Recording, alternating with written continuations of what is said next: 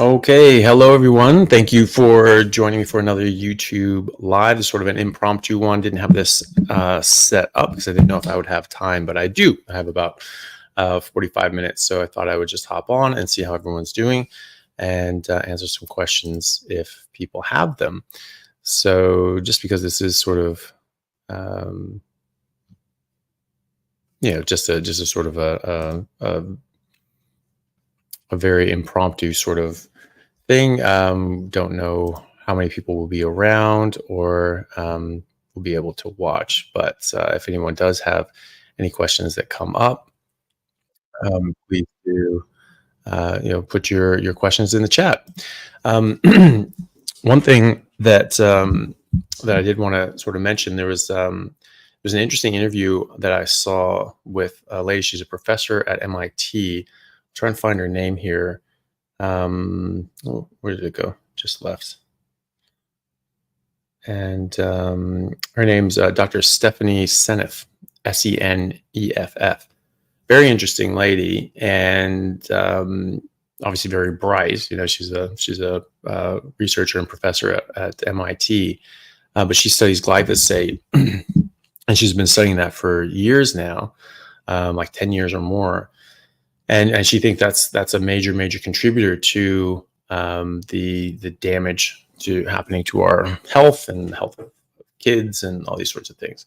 So she's done a lot of research on that. She's published a lot of research on that. But very interestingly, she was saying that she's getting blocked, and a lot of other people doing research in this area are getting blocked as well by the journals. They're not allowing her and her colleagues to publish because it goes against the industry.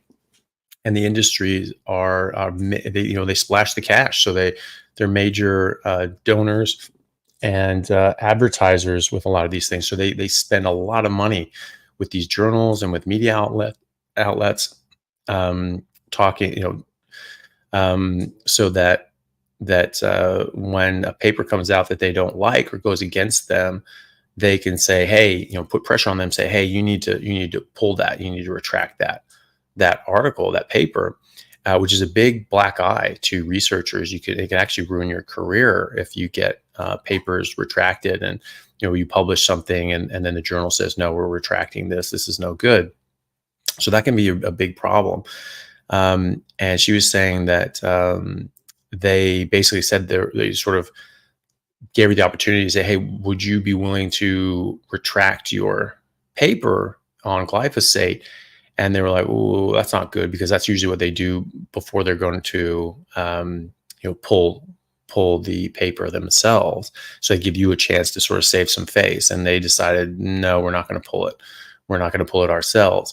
And a couple, days later, they got an email from the journal, and they just said, "Yep, don't worry about it.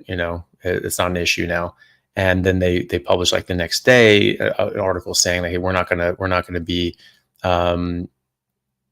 pressured into taking out good studies that were already approved. And so that was sort of suggests that there was some behind the scenes pressure from the Monsantos of the world that make a lot of money off of glyphosate and the derivative products from glyphosate, like glyphosate, Roundup Ready crops and things like that. And that they were putting pressure on it, and then they were sort of buckling and then said, okay, no, we're not going to do that. And but she said after that, she just hasn't had papers published. They just won't publish her papers. And other people that have come out and shown that the studies on mice that showed that glyphosate was safe to use, published by Monsanto. They looked at mice and they followed them they were exposing them to glyphosate and studied them for 3 months. And they said, look, there's no adverse effects. This should be safe in people. Well, you don't know if it's going to be safe in people just because it's safe in rats, but also it was only 3 months and it was never replicated or reproduced. And so another independent researcher reproduced that study, but didn't just stop at 3 months. He just went for the entire life cycle of the rats, and they found they had huge problems. They had like serious kidney disease, tumors, all these other sorts of horrible things. And so this is one of the ways that industry manipulates research, which is they'll do an experiment and then they'll see, okay, everything's fine up until this point, up until 3 months in this case, and then the wheels start coming off. And so they just say, okay, yeah, we studied these mice up to 3 months, and this is what happened. So they make retrospective endpoints. They manipulate the endpoints retrospectively. And to pick the endpoint that best suits their ideology or their product or whatever they're trying to push. And so this is a major way that they manipulate data. And so that's something to be aware of. And so she was talking about this in the glyphosate, but that happens with pharmaceutical companies. It happens with the big food companies. It happens with all these things. They can be manipulated in a lot of these ways.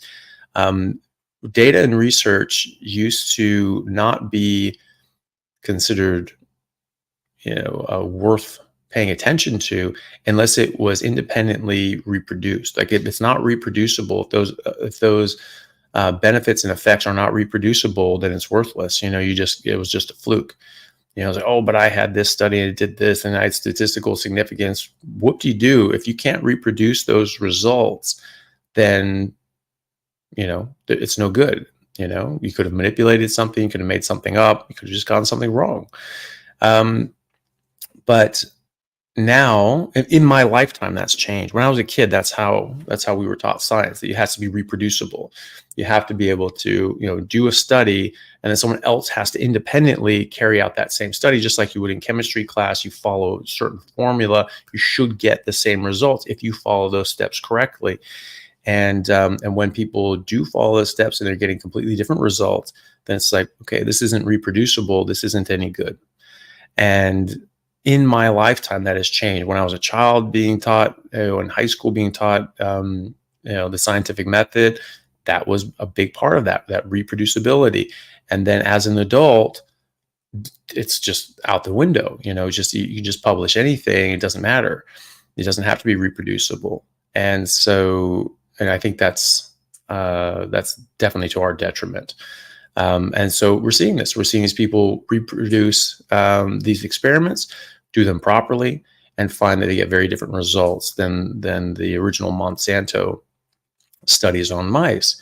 And that researcher, I can't remember his name, he was spoken about in that interview, was attacked, and they tried to destroy him professionally and personally, which is just obviously pretty insane.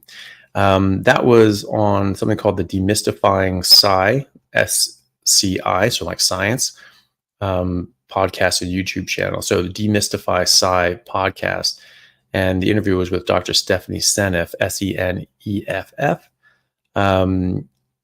And it looks like it was number 246. So if people want to check that out, I highly recommend it. It was a very interesting conversation, and she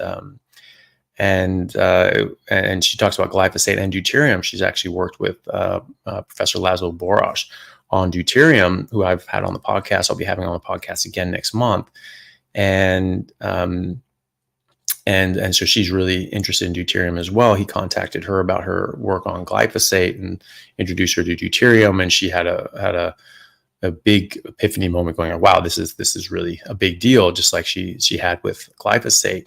And so she's actually worked with Laszlo and published further works on deuterium, and sort of just changed her whole research into previously glyphosate and now into deuterium. And I think she probably still does stuff on glyphosate as well.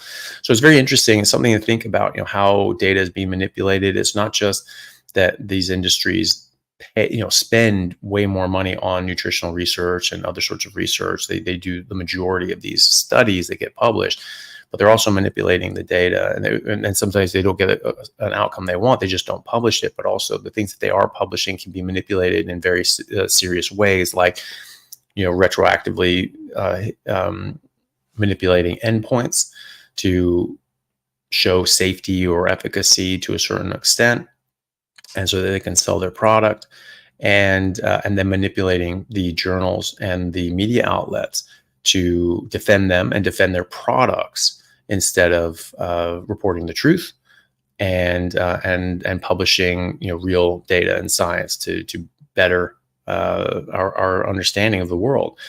It's pretty scary stuff, which is why these grassroots movements are so important, because we just need to get this information out there. So, people like Dr. Stephanie Seneff, obviously her work needs to be, made people made aware of. And so, because until we get enough groundswell, we're not going to be able to affect things at a larger level. Now they're having Senate hearings. That was interesting.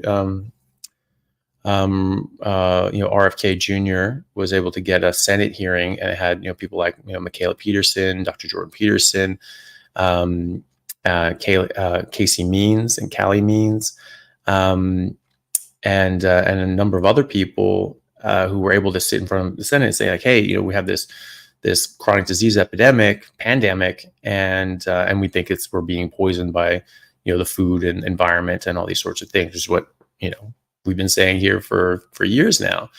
So it's really good that that's actually making a national conversation. That's because you guys have been living this yourself and seeing the benefits and passing this along to your friends and family, and that's getting that groundswell up. So we're sort of at the infancy of that groundswell, where people are starting to take notice at a national level. And even if it's to attack us, now we're getting Senate hearings where people are talking about this in front of Congress and Senate. And then, of course, being attacked for that, saying that the woo-woo convention, was in front of Congress or whatever, because of course, their major, sponsors and ad revenue for these newspapers and media outlets come from big food and big pharmacy, and the reason they do that is because they own you now, and so if they have something's happening that hurts their agenda and their product, they have their own private media company that goes out and attacks that and defends them. So a little bit more is going on in the world, but we'll get to some questions. First question is from Juan Saravia, who says, hey, I'm doing keto, but from time to time I spend an entire day eating only beef, and normally I get some stomachache. What could that be? Probably not much. I mean, the thing is if you're eating beef normally and you're just not eating, the fiber in the plants and the things like that, it's not like you're eating anything new that should cause a stomachache. It's, you're actually getting rid of things that potentially cause stomach aches as well. You have indigestible fiber that cause bloating, gas, and all these sorts of things that quite often people have issues with. Now, one thing is that it just could be just not what you're used to. And if you're actually eating fatty meat, and this is not something that you have reconciled in your head as being good for you, it could be that you have sort of a psychosomatic sort of reaction and response, meaning that you are worried about it, and you're sort of manifesting those symptoms. So the other thing is too, is if you're eating, more than your body can really handle at one time, you can sort of pack yourself, so maybe, split up your meals throughout the day. If you think that's the case, if you're eating a lot, that it's giving you sort of a bit of a sore stomach. And then, a lot of times when people are eating a lot more fat than they're typically used to, sometimes they can give them a bit of queasiness or upset stomach, just until they get used to eating more fat, just because we've been told since we were children that fat's bad for us, and like, oh, we shouldn't eat it. And so it takes some time to undo that brainwashing, and eventually it'll taste great and you won't get any stomach aches. But I would think it'd be something like that. At the very worst, it would be something that you're just eating more at one time than your body maybe wants, and so maybe reduce the portion size and see how you go. So Nsalt says, hey, started Carnivore yesterday. So far, so great. Well, that's great. Just wait 2 weeks. You'll be feeling even better. You'll feel better than you've ever felt in your entire life. And then, every week after that, you'll just keep getting better and better and better as your body becomes more and more fat adapted, as your mitochondria increase in number and health. You'll be recycling out the old mitochondria, replacing them with new mitochondria and more mitochondria. And many other physiological benefits will come down the stretch as well that have been well proven in human studies. So that's great. Keep going. You'll just keep getting better and better as you go. The amazing world of Megan. Megan says, "Thank you, Dr. Chaffee. You're saving lives and giving us quality of life back." Well, I'm glad to hear that. I'm glad that you're getting something out of it, and hopefully this helps people. I know it does help people, and that's why it's worth dealing with the abuse and the nonsense that I have to deal with. But it's I get for every one little idiot talking trash about how this is gonna how I'm hurting people and killing people or whatever, I get 1,000 people that tell me just how amazing their lives are and how it's completely revolutionized their health and come off all their medications and they've reversed all these diseases. And people saying they've reversed their rheumatoid arthritis, they're out of a nursing home. One guy said that he was crippled with rheumatoid arthritis, so he couldn't move. He could not stand up. He was laying down for weeks, months. He was bedridden, and he finally gave up on life. Just said, "This is no way to live. I don't want to live anymore." And he came across Carnivore. He started doing it, and within a couple of weeks, he was up walking and symptom free for the first time in years, and off all his medications. Shortly after that, so the medications that weren't doing anything for him and still left him crippled and miserable. And he was saying, this literally saved his life. And so people saying, "Oh, but you just wait 40 years from now, you're going to get some blockages." Like, there's absolutely zero evidence of that. And in fact, all the evidence suggests that that's completely and utterly incorrect, because people are improving. Their lives are improving. Their diabetes is going away. Their metabolic syndrome is going away. Their autoimmunity is going away. Their Alzheimer's and dementia is improving. Their neurological conditions are improving. Mental health conditions are improving. People aren't hallucinating anymore. They're not seeing things and hearing things, and having bipolar disorders and major depression. So, the idea that, like, "Oh, you just wait," is just nonsense. And either way, if you give someone their life back, and they were going to die within a couple of years out of just pure desperation, and you give them another 40 years to develop heart disease, like, yeah, hashtag worth it, buddy. Like, no problem. But also, of course, it's complete nonsense. There is zero evidence showing a cause and effect relationship between meat, saturated fat, animal fat, or any form of cholesterol, be it total cholesterol, LDL cholesterol, SDLDL cholesterol, or any other particulate of LDL, ApoB, LP(a), nothing. None of them have any studies. There is not a single study showing a cause and effect relationship. Like an experimental study design, you can only show a cause and effect relationship with an experimental study design.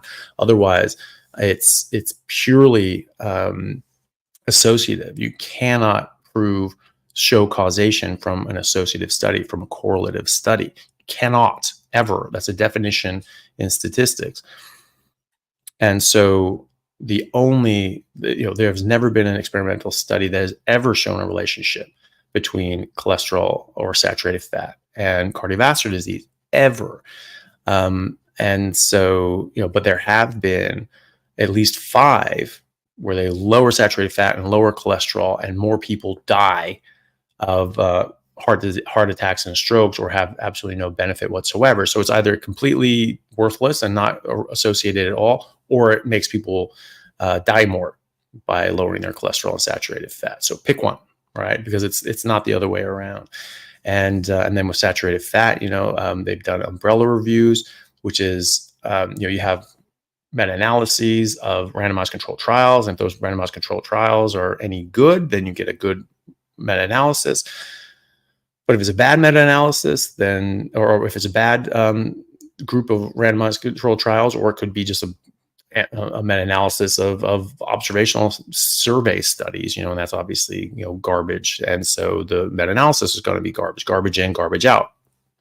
And so, but they've had meta-analyses of high-quality randomized controlled trials looking at the relationship between saturated fat and cardiovascular disease.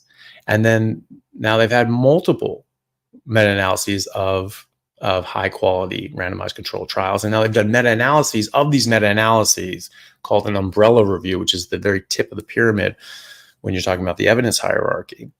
And that has shown that there is no association whatsoever with increased saturated fat and cardiovascular disease. Nothing. That's the experimental data. That's the meta-analyses of randomized control trials. That's what that shows. And they showed an inverse relationship between saturated fat intake and stroke. So the more saturated fat people were eating, the less strokes they were having. The less saturated fat they were eating, the more strokes they were having. And so the only cause and effect data that exists shows that eating saturated fat will not increase cardiovascular disease. And in fact, eating less saturated fat will increases your risk for getting a stroke, and eating more saturated fat reduces your risk for getting a stroke.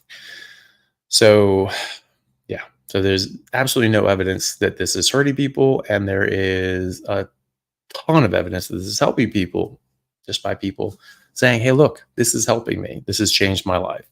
And we're not seeing that in the other direction. There's some fake accounts that make things up and look on Reddit, and somebody said, oh, look at this. Oh, I had this problem. Like, that was probably just you posting that. And, they would say things about me. They were like, oh, look what Dr. Chaffee says, because they go on Reddit and someone says, oh, yeah, I think Dr. Chaffee thinks that X, Y, and Z. I'm like, never said that. I've never said that in my entire life. You'll find, show a recording of me saying that or me writing that. Never have, and so that's the evidence that these people work with, is some guy on Reddit said that he saw somewhere that he thinks that someone said something. Like, what's wrong with your brain that you think that that's viable evidence? Well, what's wrong with your brain is they don't have B12 and saturated fat and cholesterol. That's the problem with their brain. But I digress. Johnny Krasakis. I hope that's how you pronounce your name. I think I got pretty close. Question, should I be doing fasting for 24 to 72 hours while on carnivore to aid in losing fat and weight? I'm stuck and want/need to lose 20 to 25 more pounds. Well, you can always try. One thing that you need to think about is that, weight doesn't tell you anything about your body composition. It certainly doesn't necessarily tell you anything about your health. And so you can be getting healthier, which is the entire point of this. It's not weight loss, it's health gain. And weight loss comes as a consequence of that, but it can take a lot longer for some people. Some people have, metabolic dysfunction. Some people have very high elevated leptin or insulin resistance. Insulin resistance corrects within a few months, depending on how high it is. But leptin resistance can take a lot longer than that. And if you have elevated leptin, it can be very difficult to lose weight. Leptin is a satiety hormone. You have leptin resistance. Your body isn't going to be able to control your metabolism as it normally would. You have to wait for that to come down. And any ketogenic diet should lower your leptin, but a carnivorous ketogenic diet will do even better, because there are lectins, which are plant toxins, that can bind and block leptin and cause leptin resistance, and insulin blocks and binds leptin and causes leptin resistance as well. Fructose directly blocks leptin, so does alcohol, because they work fairly similarly in the body. So, getting rid of all of those things is obviously the best, and then your body's going to reduce the amount of leptin, and eventually you're going to get rid of that leptin resistance. And you'll be able to start losing weight. I see that all the time in my patient population. Whenever I have a patient that has, stubborn weight loss, I always check their leptin, and they're always elevated. Sometimes extraordinarily elevated. If it goes above a certain point, certain people will say that you simply cannot lose weight without surgery. You won't be able to do it with diet and lifestyle alone, which is not true. It just has to be the right diet and lifestyle. Namely a ketogenic diet and even better still, a ketogenic carnivore diet. And then you get that leptin down. But it's not until that leptin comes down that people start losing weight. There are some people that have high leptin, like very high leptin, and will still lose weight pretty quickly on a carnivore diet. So there's something else going on there as well. But the majority of people with very elevated leptin typically have a slower burn, and they have to get that leptin down a bit more before they start losing weight. But anybody having a difficult time losing weight on a ketogenic carnivore diet I've never seen anybody with a normal leptin who has experienced that. And when that leptin comes down enough, they start losing weight. So just remember that. But also remember that muscle weighs things, it weighs a certain amount, right? So if you're exercising, which I encourage you to do because it's very healthy, it's very good for you, and will encourage fat loss and health gain, you're going to put on muscle, especially now that you're eating, a very healthy diet. And so the muscle you gain is going to offset the weight of the fat that you lose. And so it can sort of balance you out. I mean, I lost, a lot of weight early on in the first few weeks, and then I lost nothing. I lost no weight for 6 months. But I was visibly transforming in the mirror. I mean, every week I looked different, so I would take sort of every few weeks, I'd take a picture. It wasn't like, all that coordinated. It wasn't like, on the same calendar date or whatever. It was just every few weeks. I'm just sort of like, oh, okay, I think I look very different. Take a picture compared to last time. Like, ooh, wow, that's a big difference. And I weighed exactly the same. I weighed 243 pounds on the nose. It wasn't a single day that I was 243 or 242. It was like a game at that point. It was like every single day is 243. I'm like, this is hilarious. But I was working out a lot. I was lifting weights. I was playing rugby. I was sprinting. I was doing all these sorts of things that improved my physique, made me lose fat and also gain muscle. And I stayed the same weight. So you need to think about that as well. If you are exercising, you probably are offsetting the fat that you're losing with muscle that you're gaining, and that's going to offset the weight on the scale. So, it's often encouraged people not to waste their time looking at the scale. Focus on your health. The weight will happen. That will come. Just eat fatty meat until it stops tasting good. I don't think you need to fast. I mean, anyone can starve themselves into a smaller dress size. Everyone knows that, but it's kind of come at a cost because you're not getting nutrition, right? Your body needs nutrition. This is a very important part of eating, and you also slow your metabolism down. And so this is where the yo-yo diets come, because you basically starve yourself and lose some weight, but then you plateau because your metabolism slows down. So now you're eating a very small amount, you're miserable, you don't feel good, but you're not losing weight either. And then all of a sudden you're like, okay, that's not sustainable, I can't do that. You go back to just eating normally and bam, because your metabolism is still, very suppressed. Your body's like, ooh, that was bad. We need to store some fat because times are scarce, times are hard. And that's what your body does. I mean, that's how you survive famines. And so you need to encourage your metabolism. And I typically don't recommend people fast. If you wanted to take like one day off a week, and just sort of eat 6 days a week, I think that's the most that anyone should do. Sometimes that just sort of resets your relationship with food, and you just realize, like, actually, I don't need to eat as much as I thought I used to. But if you're eating fatty meat until it stops tasting good, and nothing else, so no artificial sweeteners or anything. Dairy, that's a big one. Dairy is a major weight loss stall because it can have some carbs, so it can raise your insulin, that can block your leptin, so you can get increased hunger signals that way. But it also has casomorphins, which tell the baby mammal to eat more so that it grows quicker, so that it's not as vulnerable, because babies are vulnerable. They're vulnerable to predators. And so, that you have to get them growing faster. So you have to get them eating and consuming more so that they can grow faster and grow more. So that's that's an important one to cut out if you have any sort of dairy. Butter's usually fine. Most of the solids and things like that are out of the butter by the time you get to that. Ghee, especially, that's even more. It's just the fat, and then see how you go. But I typically don't recommend people fast for long periods of time and starve themselves lighter. I just think that's a backwards approach. If you're just eating what you're supposed to eat, your body's going to work it out, and it's going to get you where you want to go. In fact, sometimes when people eat more fat because stop limiting what they're eating, it actually encourages their metabolism to increase, and they end up losing weight.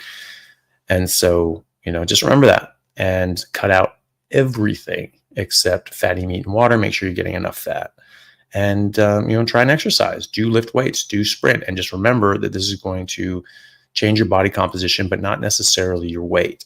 And so you can get a DEXA scan or something like that to see what your body's actually looking like. and then check it again in 3 months.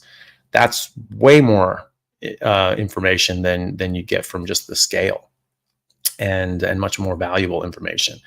And at the end of the day, it just takes a different amount of time for some people to lose weight. And I know you need to lose that weight, but it will happen. And if you get too sort of anxious and desperate about it, you'll sort of lose track of all the benefits that you're getting from eating this way and being healthier overall. The weight will happen. It took you decades to get where you are. Okay, it's not gonna change overnight. You're not gonna just get to your perfect physique overnight. Rome was not built in a day. It takes time. So just be patient.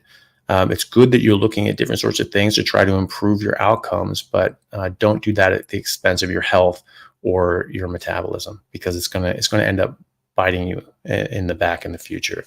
So good luck with that. At most, take one day off of eating just to show your body how much you actually need. But eat fatty meat until it stops tasting good, and just let your body do its thing. You walk 10 miles into the woods, there's no shortcuts back. You got to walk 10 miles out, right? So this took decades to get where you are. You're just going to have to let this take as much time as it needs to get you out again. So good luck with that. Bob C asks, why does insulin go up when people stop testosterone therapy? An Australian doctor you interviewed mentioned it. I don't remember them saying that. If you can remind me who that was, I can try to think back. But I don't remember him. I don't remember being told that. I may have just missed that. But I've never really seen that. I don't know that is the case. At least I don't know that that's the case. And when I've stopped people's testosterone, I haven't really seen any untoward effects on their insulin yet. But then again, when I stop someone's insulin, we sort of wean it down and then check them again in 2-3 months to make sure that their body is, making all the testosterone they need, and they actually don't need to be on the testosterone, which is so far been my experience when people go on a long-term carnivore diet. But yeah, no, I'm not sure about that. I don't remember that. I don't remember that being said, but maybe you can, if you remember the name of the guy who I interviewed, I can take a look and see, go back and sort of check out the interview and see if I can find that. So we have a super chat from Mike Kim. Thank you very much, Mike. Been on carnivore for 2 months, got hemorrhoid and it's not going away. 6 weeks now. What can I do? Just make sure you're eating enough fat so that the stools are coming out nice and soft. Hemorrhoids typically happen because you're getting like hard, dry stools. They're sort of like, sort of pulling, and, there's a lot of friction. It's just sort of pulling the interior of the rectum, the distal rectum out, and sort of pulling that out and externalizing this internal structure, and it's a bit swollen and unhappy. They take time. They take a lot of time to resolve on their own. But they typically do. And a lot of people that have had hemorrhoids and then started a carnivore diet, eventually those have all gone away as well. So, it's not to say that you can't ever get, hemorrhoids or anything like that. With on a carnivore diet, but typically it's uncommon if you're eating enough fat. So just make but if you do have it, it can take time, but it will eventually sort of settle down and stuff like that. And for symptom relief, you can use different things that sort of shrink those down. Like the preparation H sorts of things. If it's 6 weeks is still still fine.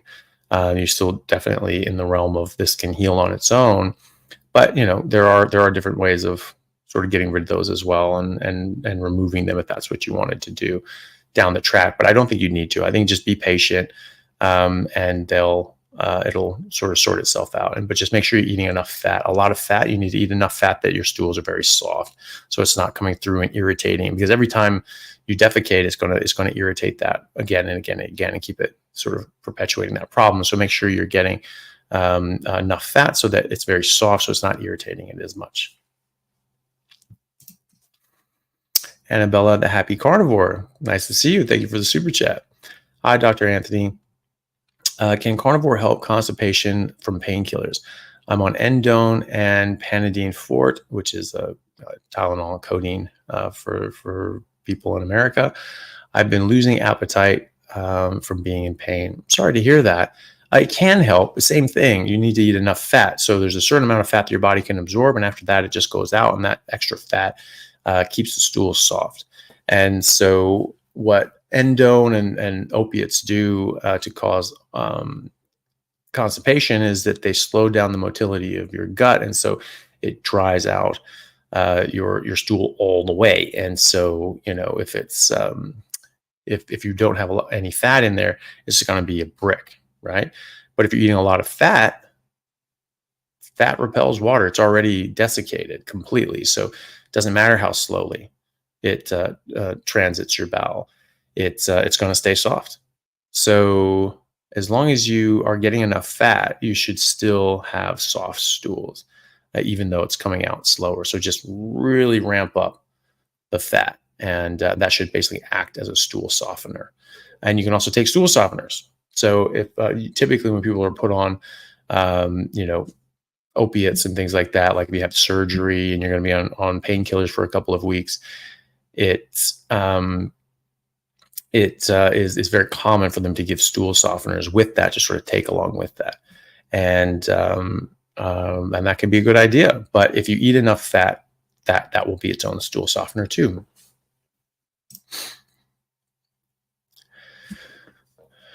Julie Halabi, thank you so much for the super chat. Hi, doctor. Thoughts on eating a stick of butter a day? Is that too much? I've heard so many opinions on this. Thank you. Well, I think you need to get enough fat. And if you're not getting that through the meat, then butter is certainly a very good option. You know, grass-fed butter is, you know, should be that dark, deep golden yellow. And it's very nutritious. There's a lot of very good fats and DHA and EPA and vitamins like D3, K2, and the other nice fat soluble vitamins. So it's very healthy. I don't think there's anything wrong with it per se. I don't think you necessarily have to just eat a stick of butter like a candy bar. But if the meat that you're eating is very lean, then certainly cutting off a big chunk of butter and melting that on top of it is a great option. I do that all the time, you know, because they just trim meat, you know, to a fault these days. They don't leave, you know, the fat on it, and they just cut it off and throw it away, which really, really is annoying because I want the fat. And especially when you're eating, like, you know, grass-fed sort of beef, because they don't have the marbling, and so you need that fat on the edge, the subcutaneous fat, and the fat around the muscle bodies, which is supposed to be there. But they trim all that off, which is really frustrating.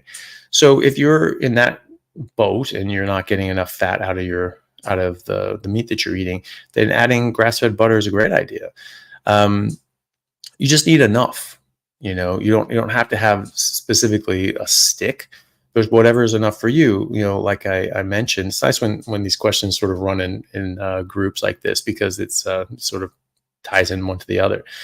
But that's the thing, is that when you're eating fat, your body can only absorb a certain amount based on the amount of bile that you have. Basically, everything goes out. You can absorb some fats without bile, but very, very small amounts. And most of medium chain triglycerides, or MCTs, you can absorb those through the portal hepatic venous system. But the rest of the fat that you eat pretty much needs to be emulsified and bound up by bile and then absorbed through your lymphatic system.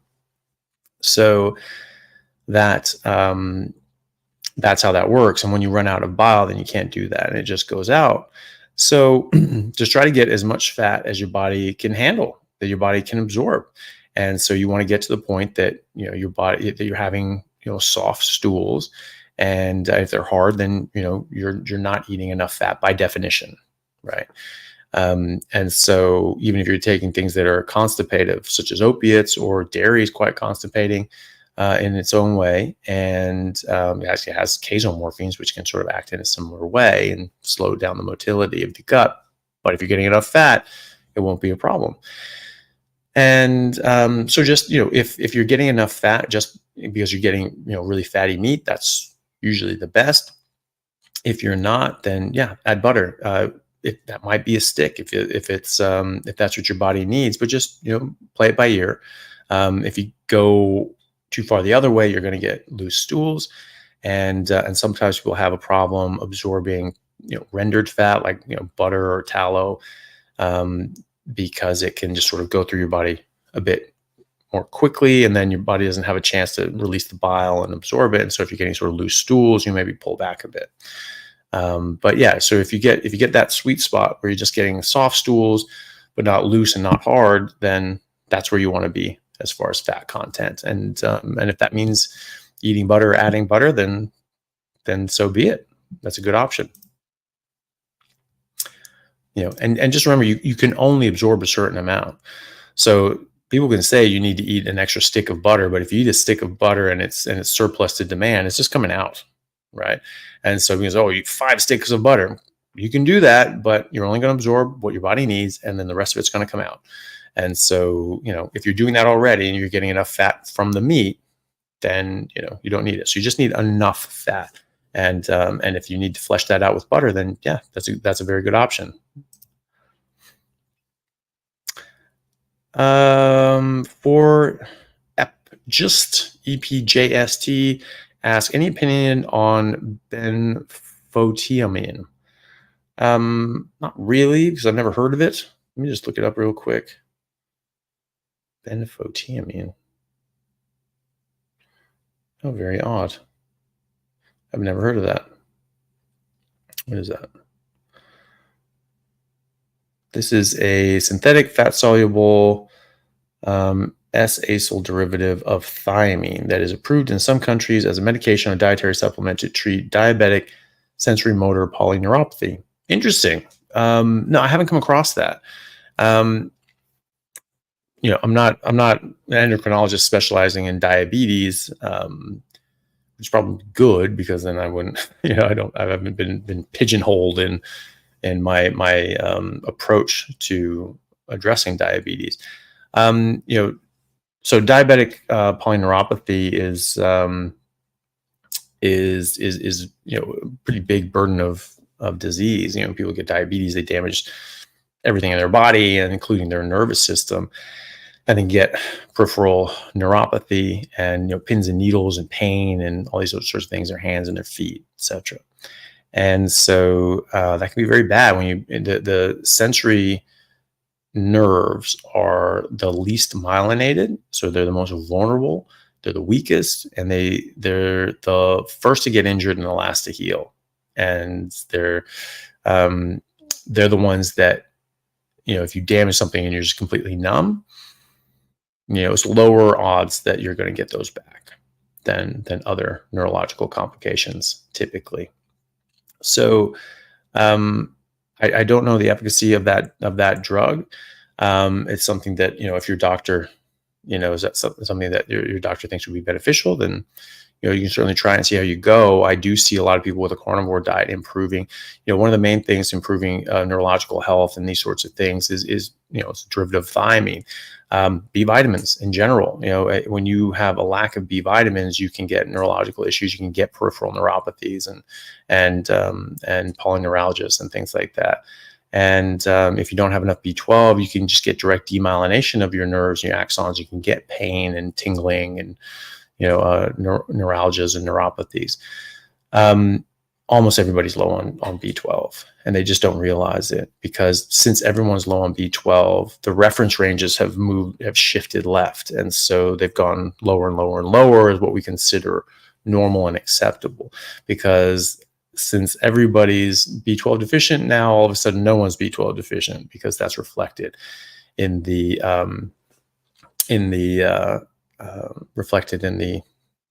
reference ranges. So you basically want to be on the upper end of whatever they consider normal, if not above that, depending on the reference range. Some reference ranges go way too low. I've seen a couple of reference ranges in the UK where they use picomoles per liter, and they go up to like 550. But anything under 400 can cause neurological damage.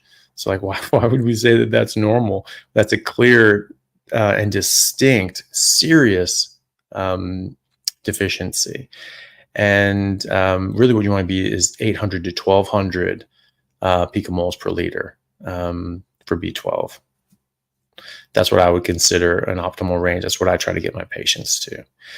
And so, and that's supported. That's supported of an actual optimal reference range as opposed to an average reference range, right? Because that's what these are. That's why every single lab has a different reference range for these different exams, because they all have different averages because they have different people coming in to see them.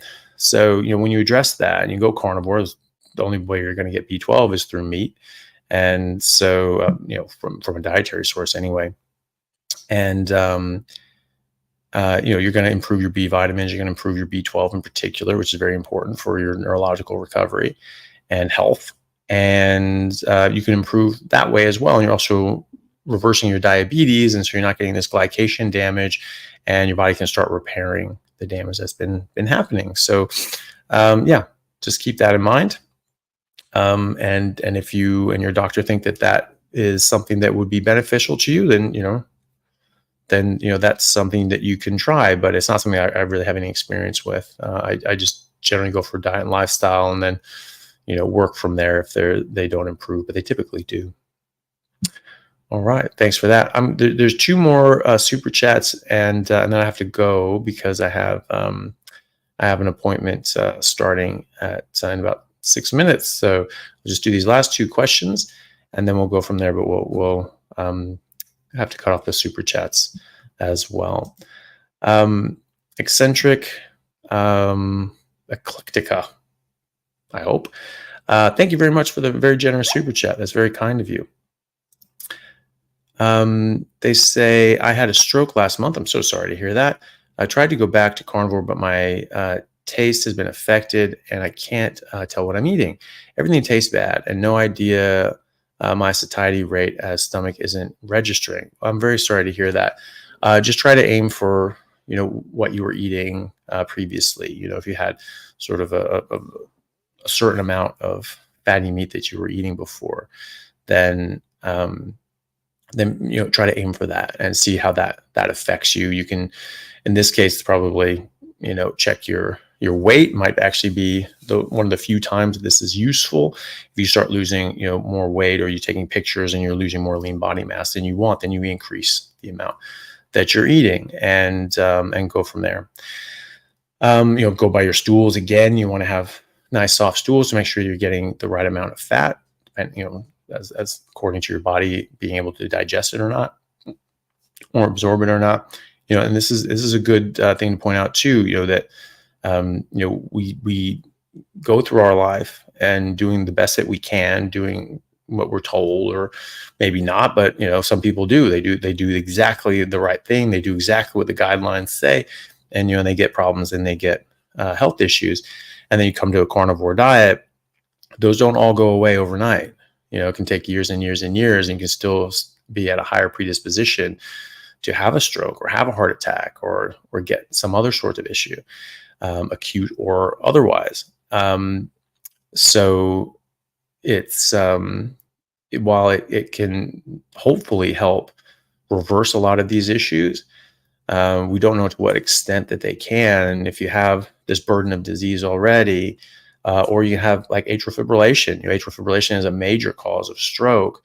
Untreated atrial fibrillation without blood thinners is a major cause of stroke, because it just forms clots in the atrium, in the left atrium, and that they can get squirted out, and they can have a big, like tip of your thumb size clot that goes out. So that's a big deal. It has, that's not to do with atherosclerosis or cardiovascular disease. That's a separate entity entirely. And so it's it's good to remember that the earlier you come at these sorts of things, obviously, the better your health is going to be. But if you're coming at this when your body has been damaged, you're still at risk of these things going wrong. So you may still need to take medications. You may still have acute issues, and to just be aware of that, and to be as safe and healthy as you possibly can be, working with your doctor, with your clinicians, and trying to make sure optimize your health and your risk factors for the rest of your life. But very sorry that you had that. Since you don't have that sort of taste response, you can't really tell what your body wants. I would just try to aim for about what you were eating before and see how that affects you physically. And if you're losing too much weight, then increase that. Okay, good luck with that. I'm very sorry that happened. So a bit wrecked. Thank you very much for the very generous super chat. It's very kind of you.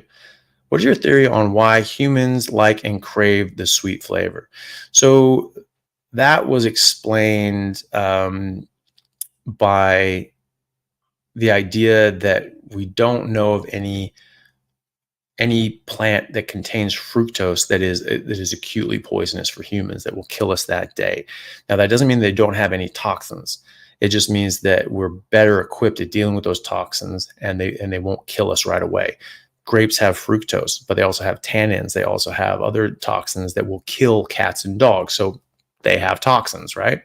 It's just that we recognize fructose, which is the sweetest of the carbohydrates, as safe, because we were just saying that, oh, that's something that's safe. That's not going to kill me right now. I can get a hit of energy, and I can, store up some glycogen, and I can store in a bit of fat, and do all these sorts of things, and have excess energy to then go and get a kill or something like that. It's a stopgap, and it's almost certainly a survival mechanism that, when you're dealing with a famine and you can't get a kill, and the buffalo herds haven't come through, or the mammoth herds haven't come through, or you're in a place that is just more scarce, that may have allowed people to survive in those circumstances, and bridge the gap before they get to their main meal.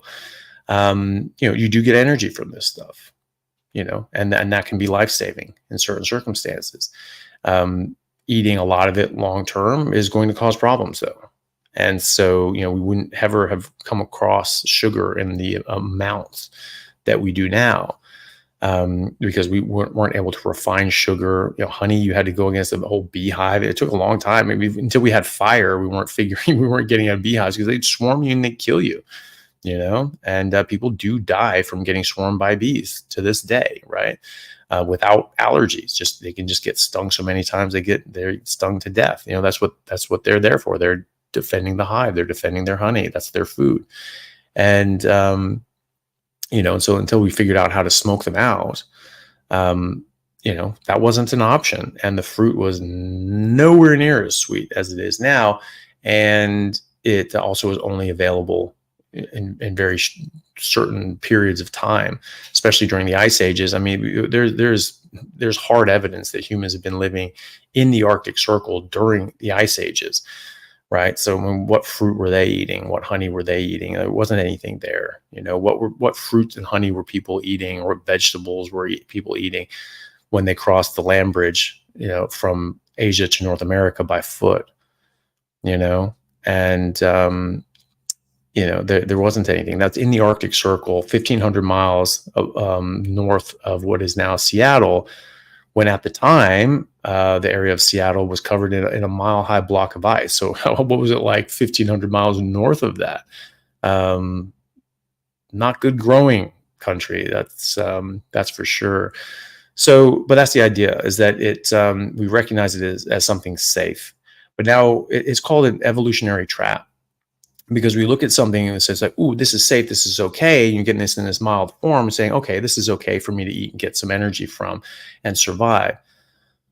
So you get that "this is safe" signal to your brain, and now you've concentrated it, and and you put it in everything, and you put it in things that are not safe. You put it in Coca-Cola, you put it in Danishes, you put it in breakfast cereal.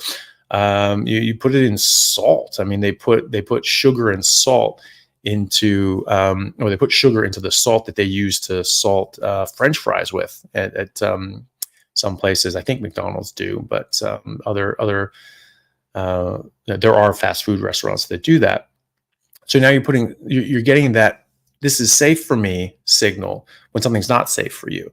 And so it's deranging. It's called an evolutionary trap. And so you start going down and eating more and more of this because you're like, oh, this is safe, this is safe. And it is addictive as well.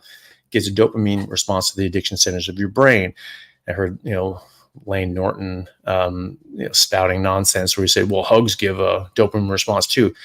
Yeah, Lane, but not anywhere to the degree and extent that sugar does. Sugar gives so much dopamine to the addiction centers of the brain that it kills those areas of the brain, just like cocaine, heroin, and meth.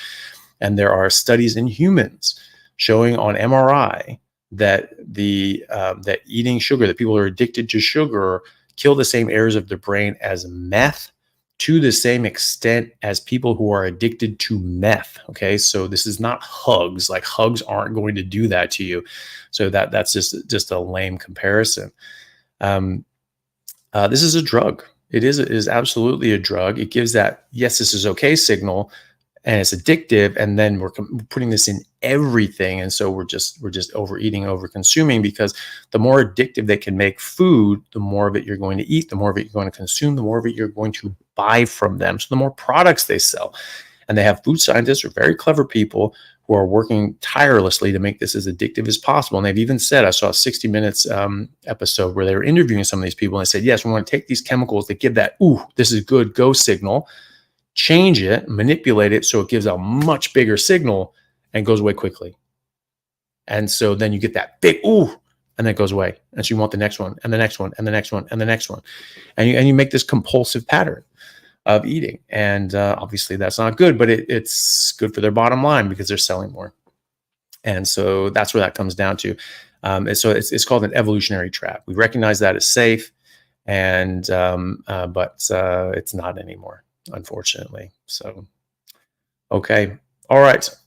Thank you, everyone. That was sort of an hour Q&A. It goes so quickly. So sort of weird, but thanks everybody for showing up. I know it's better when I announce these things. Apologies for not doing that ahead of time, but hope you guys liked it. Hope that answered people's questions, and I will see you next time. Hopefully in a couple days. I'll be doing back on the normal time schedule. I should be able to do another one Friday morning for me, Thursday evening in America. Okay. Thanks everyone. See you next time.